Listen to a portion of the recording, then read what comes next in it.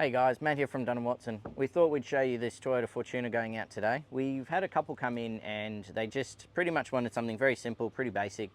They definitely wanted a flat surface just so they had a nice even level area to work with. So first of all, we'll start with the Evercool 40 litre drawer fridge. So we've put this one in here. This one can go down to minus 18 degrees, so fridge or freezer. That one's very, very cool. With the space left over though, we've gone and made a custom eco drawer with a slide out bench. So that one there is fitted on the heavy duty 227 kilo runners. And then further from that, we've got a little slide out bench. This one is on our 125 kilo runners. Obviously it doesn't have to be big heavy ones like that. So that one there can take a pretty decent amount of weight. And we only had obviously a small area to work with, so we've made it as big as we possibly can.